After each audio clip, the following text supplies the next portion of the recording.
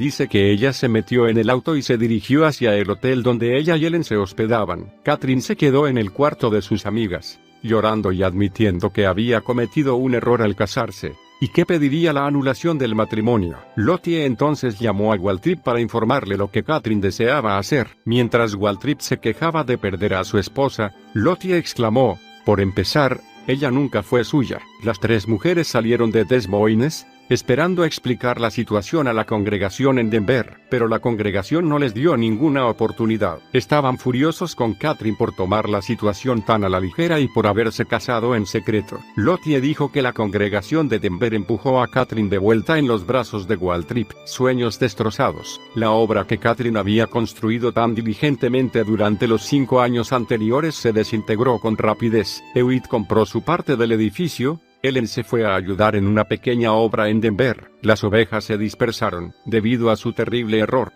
Catherine perdió su iglesia, sus amigas más cercanas y su ministerio. Aún su relación con Dios sufrió, porque ella puso a Mister y sus deseos por encima de su pasión por Dios. Kathryn Kuhlman, la mujer que algunos habían adorado como perfecta Madonna, era, en realidad, un ser humano sujeto a tentaciones. Ella fue una gran mujer de Dios, pero lo que la hizo grande fue la decisión de actuar para recuperarse de su error. A pesar de las miradas, los comentarios y el rechazo generalizado, necesitó una gran fe y una determinación tenaz para restaurar su ministerio. Se dice que sus propios errores fueron el origen de la gran revelación que se percibe en sus sermones sobre la tentación, el perdón y la victoria. Pero esta revelación no se produjo de un día para otro. Catherine pasó los siguientes 8 años en completo anonimato en lo que al gran ministerio se refiere. 6 años duró el matrimonio, y durante los 2 siguientes, ella estuvo tratando de encontrar el camino de vuelta al ministerio de tiempo completo. Algunos amigos que viajaron a Mason City durante el año que Catherine vivió allí,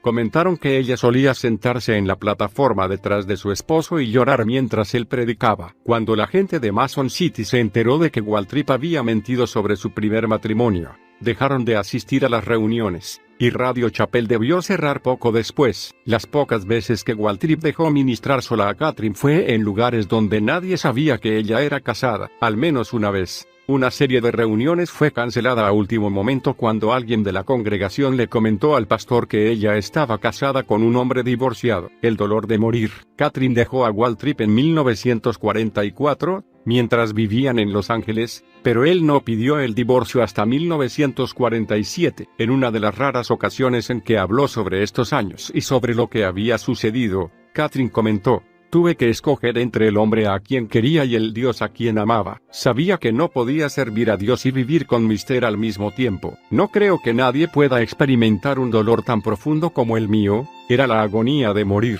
porque lo amaba más que a la vida misma. Inclusive, durante algún tiempo, lo quise más que a Dios. Finalmente le dije que tenía que marcharme. Dios nunca me había relevado de aquel llamado original. Durante el tiempo que vivimos juntos, mi conciencia me atormentaba y la reprensión del Espíritu Santo era tal, que resultaba casi intolerable. Ya estaba cansada de tratar de justificarme. En una de sus últimas apariciones, durante una conferencia, en el momento dedicado a preguntas y respuestas, un joven del público le preguntó cómo había enfrentado su muerte. Él la había oído hablar de esta muerte varias veces. Ella respondió: fue a través de una gran desilusión, y me sentí como si todo mi mundo se hubiera acabado. ¿Sabes? No es lo que te pasa, sino lo que haces con eso después que pasa. Y esto nos lleva nuevamente a la voluntad de Dios. En ese momento, sentí que lo que me había sucedido era la tragedia más grande de mi vida. Pensé que jamás podría levantarme otra vez.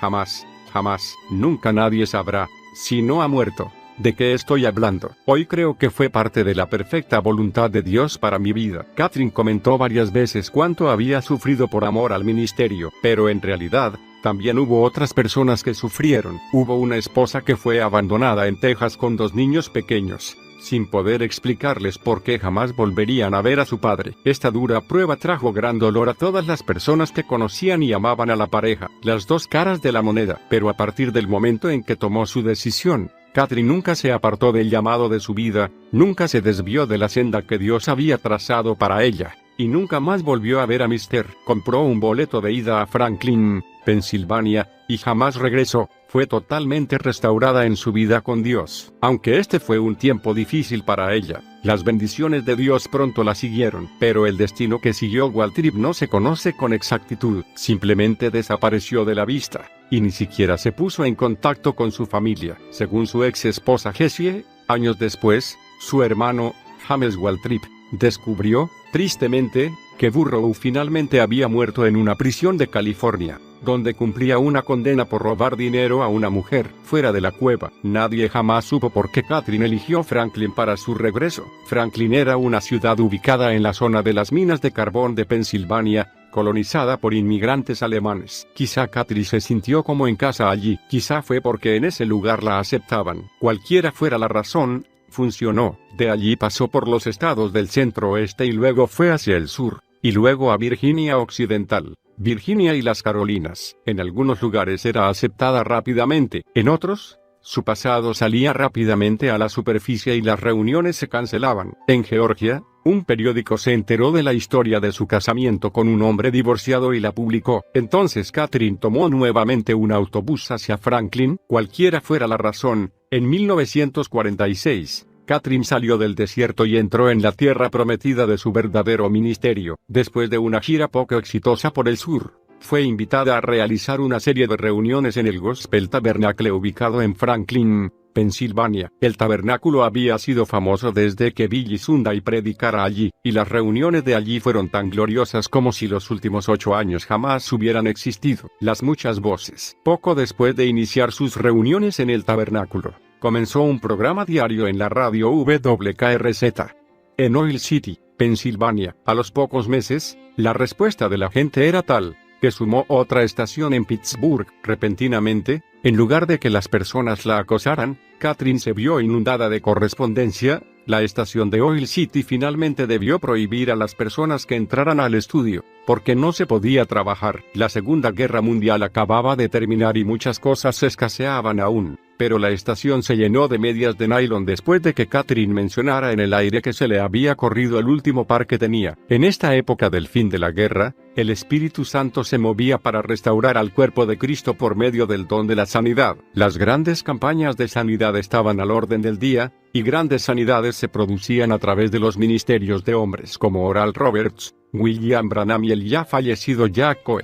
Gordon Lindsay, fundador de la revista La Voz de Sanidad, y del Instituto Cristo para las Naciones, publicaba las noticias de estas grandes campañas en su revista. En ese momento Katherine aún oraba principalmente para que las personas fueran salvas, pero también comenzó a orar e imponer las manos a quienes necesitaban sanidad. Aunque no le agradaba que la consideraran una de los que sanaba por fe, comenzó a asistir a las reuniones de estos ministros, para averiguar más sobre este fenómeno de Dios. No tenía la más mínima idea de que esta área del ministerio le daría fama internacional. Después de observar las diversas campañas, Katherine salía de ellas con mayor entendimiento. Aunque siempre tuvo preguntas sin respuesta sobre la sanidad divina, estableció un patrón para su ministerio. En los comienzos de mi ministerio, me perturbaban en gran manera muchas cosas que veía que sucedían en el campo de las sanidades divinas. Me confundían muchos de los métodos que vi que se empleaban. Me disgustaban las formas poco sabias de actuar que veía, ninguna de las cuales podía yo asociar con la acción del Espíritu Santo o la naturaleza de Dios. Y hasta el día de hoy, no hay nada que me sea más repulsivo que la falta de sabiduría. Hay algo que no puedo soportar, y es el fanatismo. Las manifestaciones de la carne que traen reprobación sobre algo que es tan maravilloso y sagrado. Katherine continuó hablando de las cosas que había visto en estas reuniones, y que le habían hecho doler el corazón. Durante el resto de su vida, continuó exhortando a las personas a concentrarse en Jesús y en nadie más. Después de asistir a una reunión en Erie, Pensilvania, dijo: comencé a llorar. Era un llanto incontrolable. Las miradas de desesperación y decepción que vi reflejadas en aquellos rostros, cuando les indicaron que su falta de fe los apartaba de Dios, me atormentaron durante muchas semanas. ¿Era este el Dios tan misericordioso y compasivo? Abandoné la carpa llorando de indignación y levantando los ojos al cielo, exclamé: se han llevado a mi Señor y no sé dónde le han puesto. Es interesante notar que Katherine Kuhlman decidió no asociar su ministerio con la publicación de Gordon Lindsay,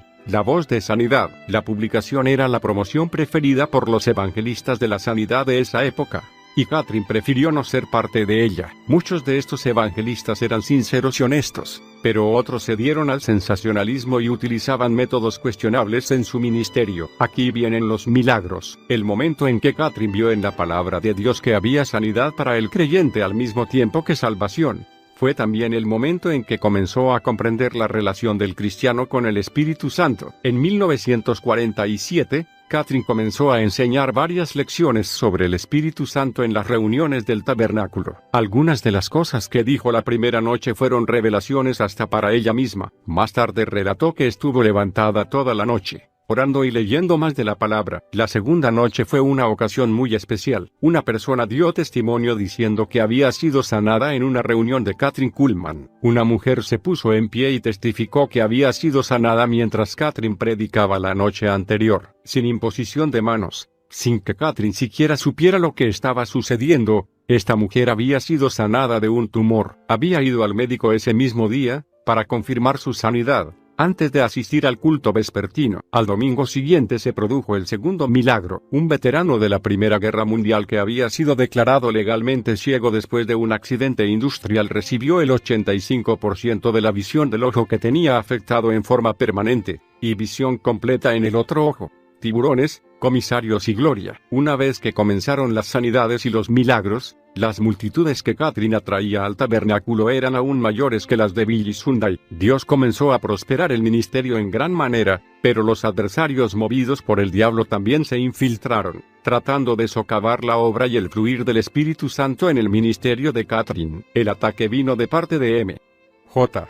Maloney y otros que estaban en la junta directiva del tabernáculo. Maloney insistía en que, según el contrato, tenía que recibir un porcentaje determinado de todos los ingresos del ministerio, incluyendo aquellos obtenidos por medio del ministerio radial y de la propaganda postal. Catherine no accedió a sus exigencias. Maloney la amenazó con entablar una demanda legal. El espectáculo se produjo cuando Maloney cerró con candado el edificio, impidiendo entrar a Catherine. Luego se inició una pelea entre los seguidores de Catherine, que eran mineros, y los hombres de Maloney, que culminó con los mineros rompiendo los candados para que los cultos pudieran continuar. La confrontación terminó cuando la gente de Catherine reunió $10,000 y compró una vieja pista de patinaje sobre hielo y abrió un nuevo tabernáculo. El Templo de la Fe, en las cercanías de Sugar Creek, era el doble de grande que el edificio de Maloney y estuvo repleto de gente desde el primer culto. Irónicamente, durante estos días cruciales y agitados de 1947,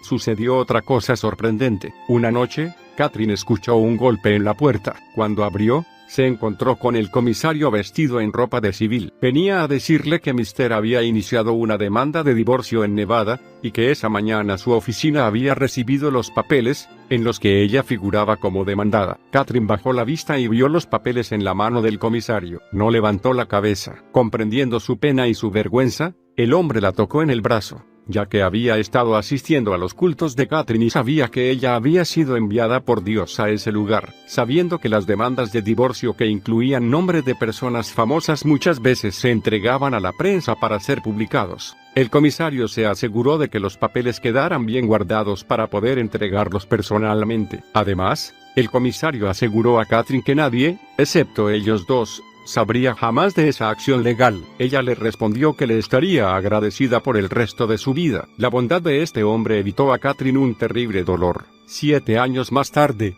los reporteros finalmente se enteraron del divorcio, pero para ese entonces, ya el ministerio de Catherine estaba tan extendido que no podía ser afectado por viejas noticias. Los cultos continuaron realizándose en la renovada pista de hielo y se extendieron a las ciudades vecinas, y al auditorio Stambaugh en Johnstown, Ohio. El Espíritu Santo había encontrado un ministerio que no se trataría de quitarle la gloria por lo que él hacía ni por los resultados de su obrar. Una exsecretaria recordó: la señorita Kuhlman era tan sensible a Dios. Yo estaba en el tabernáculo después de un culto, y podía ver dentro del salón de radio. Allí, la señorita Kuhlman, sin darse cuenta de que alguien podía verla, estaba de rodillas, alabando a Dios por el culto. A medida que su ministerio se desarrollaba, Catherine comenzó a poner menos énfasis en la fe, y más en la soberanía del Espíritu Santo. En sus reuniones no había tarjetas de oración, ni carpas para los inválidos, ni largas filas de personas enfermas esperando que ella les impusiera las manos. Catherine nunca acusó a los que no recibían sanidad de ser débiles en la fe. Parecía que las sanidades se producían en todo el auditorio mientras la gente estaba simplemente en sus asientos, concentrados en Jesús, mirando al cielo. Y el techo se cayó. En su primera reunión en el Carnegie Hall, en Pittsburgh, el custodio le dijo que ni siquiera las estrellas de la ópera podían llenarlo, pero ella insistió en que pusieran suficientes sillas para llenar el auditorio. Fue bueno que lo hiciera, porque todas las sillas fueron ocupadas. El primer culto fue una tarde, y el salón estaba atestado de gente. Esa misma noche se realizó un nuevo culto para dar lugar a la multitud. Jimmy Miller y Charles B.B. ministraron en música en estos cultos, y continuaron ministrando con Catherine hasta el final. El ministerio radial se expandió, y para noviembre de 1950, la gente comenzó a insistir para que Catherine se mudara a Pittsburgh en forma permanente. Hasta Maggie Gardner, la mujer que se convertiría en su brazo derecho, insistió para que se mudaran. Catherine se rehusaba, queriendo ser fiel a la gente de Franklin que la había apoyado y había estado a su lado, quienes la habían aceptado y amado cuando nadie más la quería. Pero una señal del cielo finalmente convenció a Catherine de que se mudara a Pittsburgh. En respuesta a los pedidos, Catherine anunció: no, tendría que caerse el techo del templo de la fe, literalmente, para que yo creyera que Dios desea que me mude a Pittsburgh. El Día de Acción de Gracias de 1950, el techo del templo se desplomó bajo el peso de la mayor acumulación de nieve de toda la historia de la región. 3 semanas más tarde, Catherine se mudó a Fox Chapel, en los suburbios de Pittsburgh, donde viviría durante el resto de su vida. Quiero ser como Aimee. En 1950 comenzó a desarrollarse gradualmente un ministerio de alcance mundial. Años después, Catherine diría que Dios no la había llamado a construir una iglesia. Su ministerio, sostenía, no debía confundirse con un edificio. Algunos son llamados a construir edificios, pero ese no era el caso de Kathryn Kuhlman. El hecho de que ella sí construyó iglesias quedó en la sombra, tras la publicidad que atraían los cultos de milagros. La Fundación Kathryn Kuhlman, establecida en Pittsburgh, financió más de 20 iglesias en campos misioneros de otros países, pastoreados por ministros locales. Muchos la llamaban pastora, con amor y respeto, pero ella nunca fue ordenada pastora. Después de su estadía en Denver, nunca más pastoreó una iglesia. Catherine decía que ella no había sido llamada a cumplir los 5 ministerios, Efesios 4:11. Ella andaba en la sencillez de ser una sierva del Señor. Los que conformaban su círculo más íntimo dicen que Catherine anunció al comenzar su ministerio, que ella sería la próxima Aimee Semple McPherson, fundadora de la Iglesia Cuadrangular. Aimee era, sin dudas, el modelo que Catherine seguiría. Cuando la Vivaz Hermana construyó el Angelus Temple en Los Ángeles, Catherine estuvo presente allí en su momento de mayor popularidad. Se dice que Catherine asistió al Instituto Bíblico de Aimee, y que solía sentarse en la planta alta de su iglesia, captando cada aspecto de los ungidos mensajes y la presentación teatralizada de la hermana. A diferencia de los demás estudiantes del instituto, Catherine decidió no quedarse dentro de la denominación cuadrangular, sino que eligió un camino independiente. Es interesante que Rolf McPherson, hijo de Aimee, no recuerda que Catherine haya estudiado en su instituto. Aunque Catherine nunca conoció personalmente a Aimee, los efectos de su ministerio influyeron sobre ella. Había una gran diferencia fundamental entre ambas. Aimee enseñaba a las personas a buscar el bautismo en el Espíritu Santo. Catherine pensaba que buscarlo era forzarlo. Catherine era pentecostal, pero no hacía demasiado énfasis en ese hecho. La gente siempre la comparó con Aimee, pero fue solo 6 años después de la prematura muerte de Aimee que Catherine llegó a los titulares de todo el país. Una iglesia mediática. Los mensajes radiales de Catherine finalmente llegaron a ser escuchados en todos los Estados Unidos, y en algunos lugares del exterior, vía onda corta. Parecía que todo el país estaba ansioso por escuchar esa voz cálida y agradable que preguntaba a su audiencia al principio del programa: «Hola a todos. ¿Estaban esperándome?». Su programa radial no era religioso ni recargado. Por el contrario, el programa hacía sentir a quienes lo escuchaban como si Kathryn Kuhlman acabara de llegar para sentarse a tomar una taza de café con ellos. Catherine ministraba a las necesidades, preocupaciones y dolores de sus escuchas, y su aliento cambió muchas vidas. Con frecuencia emitía unas breves risitas, que hacían que la gente sintiera que habían estado hablando cara a cara con ella. Si tenía ganas de llorar, lloraba; si deseaba cantar, cantaba. Catherine tenía la capacidad de ministrar por radio de la misma manera que lo hacía en público. No muchos podían hacerlo, pero Kathryn sí. Debido a la demanda del público, la Fundación Kathryn Kuhlman debió permitir el uso de las grabaciones de sus viejos programas a las estaciones radiales. Durante 6 años después de su muerte, durante más de 8 años antes de su muerte, su programa de televisión diario fue emitido en todo el país. En ese momento, fue en el programa de media hora de duración producido por la CBS, aunque no era emitido por esta cadena, que permaneció en el aire durante más largo tiempo. Todo tenía que hacerse a su manera. Sus reuniones pasaron del Carnegie Hall a la primera iglesia presbiteriana de Pittsburgh,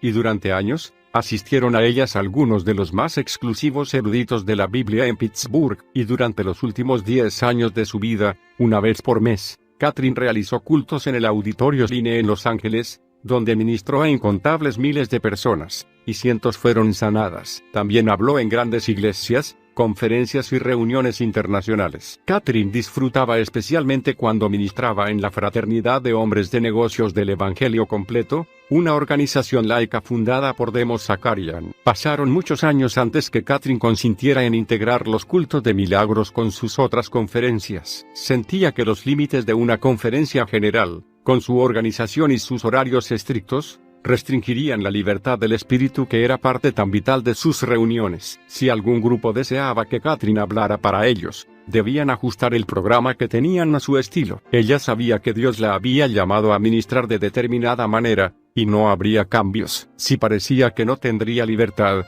o si estaban presentes personas cuestionables que podrían manchar su ministerio, cancelaba el compromiso. Algunos decían que los que estaban a cargo, no estaban a cargo cuando Kathryn estaba presente. Ella moría 1000 veces. Kathryn nunca predicó en contra de fumar o beber alcohol. No defendía estos comportamientos, pero se negaba a aislar a la gente. Tampoco le gustaba la forma en que ministraban algunos de los evangelistas de la sanidad. Le parecía que eran rudos, y no soportaba esa clase de ministerio. Ella nunca enseñó que la enfermedad fuera del diablo. Evitaba el tema, señalando, en cambio, cuán grande es Dios. Sentía que si podía hacer que los ojos de las personas se volvieran hacia Dios, entonces cada cosa ocuparía el lugar que le correspondía. A principios de su ministerio, Kathryn solía decir a las personas que abandonaran sus denominaciones. En sus últimos años, las alentaba a regresar y ser una luz y una fuerza sanadora para ellas. Se dice que la vida de Kathryn era una oración. Viajaba constantemente,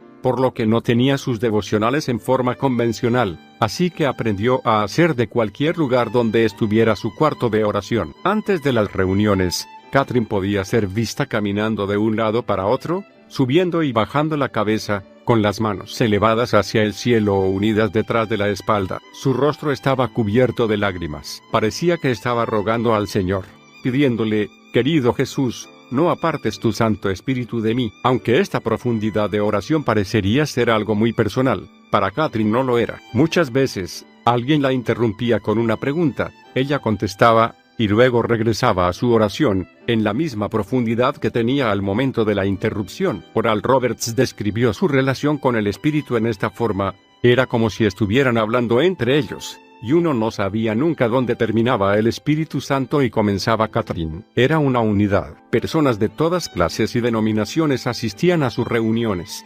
católicos, episcopales, bautistas, pentecostales, ebrios, enfermos, moribundos, personas muy espirituales, personas no creyentes, y Kathryn sabía que ella era el instrumento que podía señalarles el camino a Dios. De alguna manera, ella cruzaba todas las barreras y llevaba a todos a un mismo nivel de entendimiento. ¿Cómo podía hacerlo? Creo que era porque vivía totalmente rendida al Espíritu Santo. Siempre decía, yo muero 1000 veces antes de cada culto. Dado que era una evangelista ecuménica, Kathryn nunca permitió que los dones espirituales de las lenguas, de la interpretación de lenguas, o de la profecía operaran en sus cultos. Si alguien hablaba en lenguas repetidas veces, en voz suficientemente alta como para resultar molesto, Kathryn discretamente hacía que lo sacaran del lugar. Ella creía en todos los dones del Espíritu, pero no quería hacer nada que obstaculizara o distrajera a los no iniciados de una simple creencia en Dios. Pero sí permitía que las personas cayeran bajo el poder del Espíritu. Muchos llegaron a creer en el tremendo poder de Dios solamente con ser testigos de esta manifestación. Kathryn ofrecía una sencilla explicación al fenómeno. Lo único que puedo creer es que nuestro ser espiritual no está preparado para recibir la plenitud del poder de Dios, y cuando nos conectamos con ese poder, Sencillamente no podemos contenerlo. Estamos preparados para un voltaje bajo, pero Dios es alto voltaje por medio del Espíritu Santo. Nunca dejaba la plataforma, ni siquiera cuando un músico o un cantante estaba ministrando. Generalmente se ubicaba a un costado, pero siempre a la vista del público, de pie, sonriendo, levantando sus manos a Dios. Kathryn siempre fue consciente de que un día estaría delante del Señor y daría cuentas por su ministerio. Nunca creyó que había sido elegida especialmente por Él para llevarlo a cabo. Creía que Dios había llamado a un hombre para hacerlo, pero ese hombre no había estado dispuesto a pagar el precio. Kathryn no estaba segura siquiera de ser la segunda o la tercera persona que Dios había llamado para esa tarea, pero sí sabía que había dicho que sí al Señor. Su ministerio se destaca como uno de los más importantes, si no el más importante, del movimiento carismático, demasiados como para nombrarlos a todos. ¿Cuáles fueron algunos de los milagros más destacados? Aunque hubo miles y miles de milagros,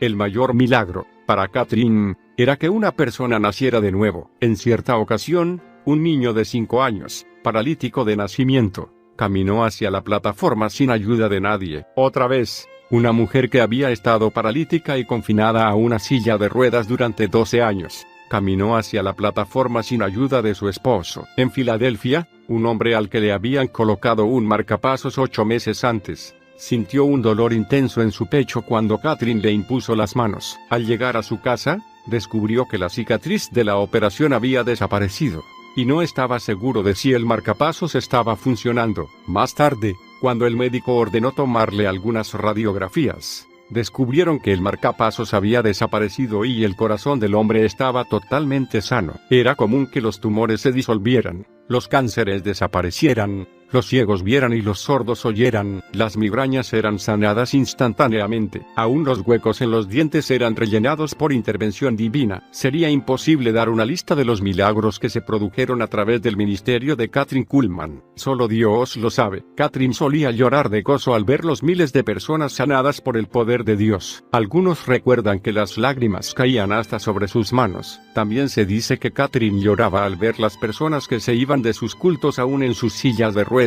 o enfermas. Nunca trató de explicar por qué algunos recibían su sanidad y otros no. Ella creía que la responsabilidad era de Dios. Le agradaba referirse a sí misma como vendedora, no gerenta. Cualquier cosa que la gerencia decidiera hacer, ella estaba obligada a obedecer, pero solía decir que esa era una de las primeras preguntas que le haría a Dios cuando llegara al cielo. En el norte, en agosto de 1952, Kathryn predicó a más de 15.000 personas en la carpa de Rex Humbard en Akron, Ohio. En la madrugada del domingo, antes del primer culto de Kathryn, los Humbard fueron despertados por un fuerte golpe en la puerta de su casa rodante. Era un policía que les dijo: «Reverendo Humbard, tiene que hacer algo. Hay casi 18.000 personas en esa carpa». Eran las 4 de la mañana, y el culto comenzaría a las 11. La gente se apresura a conseguir asiento. Kathryn estaba acostumbrada a las multitudes que superaban la capacidad de un salón o una carpa, así que dijo a Humbard que solo podrían hacer una cosa: comenzar el culto a las 8. Y eso fue lo que hicieron. Maude Aimee, esposa de Rex, recordó que Kathryn ministró hasta las 14:30 esa tarde. Después de estas reuniones, los Humbard estacionaron su casa rodante en Akron y construyeron allí una de las iglesias y ministerios televisivos más grandes de esa época. Las décadas de 1960 y 1970, Kathryn y los Humbard también iniciaron así una amistad que se prolongaría por el resto de sus vidas. Aproximadamente en esta época a Kathryn le diagnosticaron un corazón agrandado con una válvula mitral defectuosa, pero ella continuó hacia adelante, dependiendo enteramente del Espíritu Santo. Brillo y estrellas fugaces. Para este entonces, Kathryn se había convertido en una celebridad en el ambiente cristiano y también en el secular. Las estrellas de cine asistían a sus reuniones. Aún la comediante Phyllis Diller recomendó uno de los libros de Kathryn a una admiradora suya que estaba mortalmente enferma. El Papa le otorgó una audiencia privada en el Vaticano, y le regaló un colgante con una paloma grabada. Las ciudades más importantes de los Estados Unidos le entregaron las llaves de la ciudad. Hasta Vietnam le entregó la medalla de honor por sus contribuciones a los que sufrían. Naturalmente,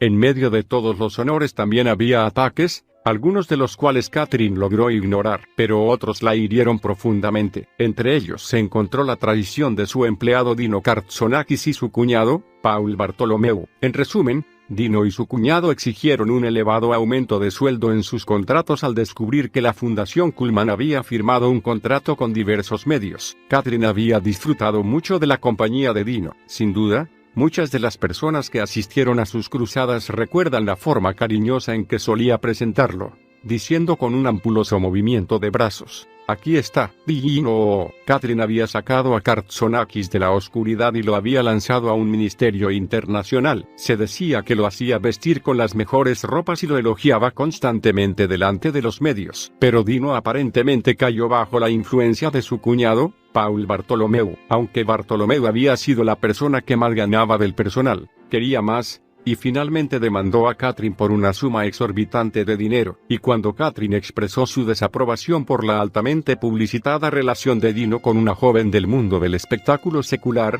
él se llenó de amargura y también pidió más dinero. Como consecuencia, Kathryn despidió a ambos, pero no antes que ellos hicieran muchas denuncias públicas contra ella en relación con su carácter, que fueron oídas en todo el mundo. En sus últimos años, Kathryn no pasaba mucho tiempo analizando el carácter de los integrantes de su equipo. En cambio, elegía a las personas que disfrutaba, pero muchas veces, esa relación placentera era de breve duración y provocaba muchos dolores al terminar. Es posible que sus errores al elegir a ciertos colaboradores se debieran a la fatiga física y mental. Su programa de actividades era terrible. Aunque le advirtieron que contratar a Katsonákis y Bartolomeu era un error, Kathryn los contrató y finalmente debió sufrir la situación que ya hemos relatado. Aunque seguramente hubo muchos errores de juicio, por falta de entendimiento, o errores cometidos por las personas que la rodeaban, Kathryn nunca permitió que la carne participara en ningún mover del Espíritu Santo, y jamás se llevó el crédito por nada. Kathryn siempre dio la gloria a Dios. Con el ministerio avanzando a toda máquina,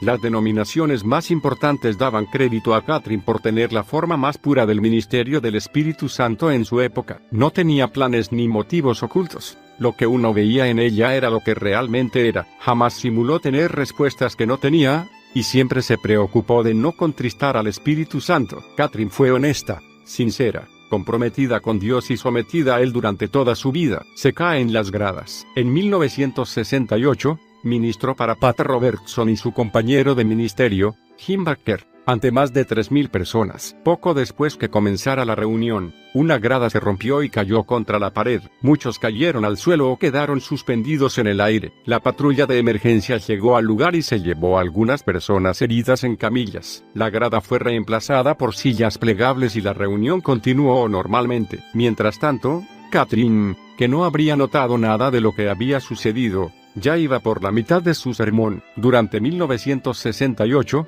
viajó a Israel, Finlandia y Suecia. Fue invitada al show de Johnny Carlson, al show de Dinah Shore, y a muchos otros. Aunque era muy diplomática y era bien aceptada en medio de toda clase de personas, continuaba manifestando el poder del Espíritu Santo que había sobre su vida, aún en estos programas televisivos. Se dice que los empleados de los estudios de la CBS siempre sabían cuándo Kathryn entraba al edificio, porque la atmósfera toda del lugar cambiaba. En 1975, aunque ya estaba casi llegando a los 70 años, y su enfermedad la había debilitado, Kathryn hizo un viaje ministerial a Israel para hablar en la segunda conferencia mundial sobre el Espíritu Santo. A pesar de su edad y su enfermedad, aún era osada en su ministerio. Kathryn se había enterado de que Bob Mumford iba a predicar en esa conferencia, por lo cual amenazó con suspender su presencia allí. Dijo que las enseñanzas de Mumford sobre el discipulado eran una herejía total y que ella no participaría. Pero finalmente,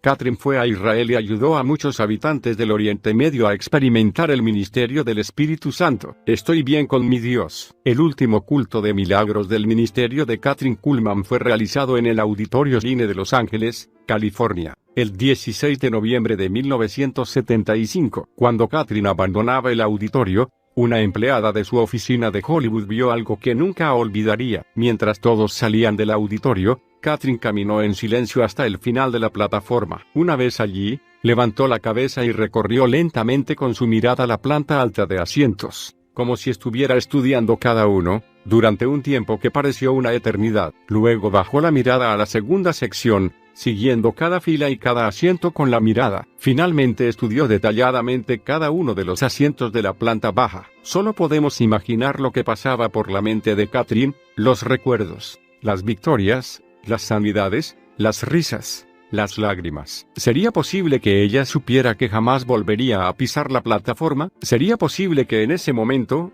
estuviera despidiéndose de su ministerio terrenal? Solo 3 semanas después de ese día de noviembre, Kathryn agonizaba en el Centro Médico East de Tulsa, Oklahoma, después de una operación a corazón abierto. Para entonces, había dado el control total de su ministerio a Tim Wilkerson, que anteriormente había trabajado vendiendo automóviles en Tulsa. Wilkerson es el hijo de la fallecida Jeannie Wilkerson, una verdadera profetisa del Señor. Wilkerson estuvo con Kathryn solamente durante 10 breves meses. Ella confiaba en él.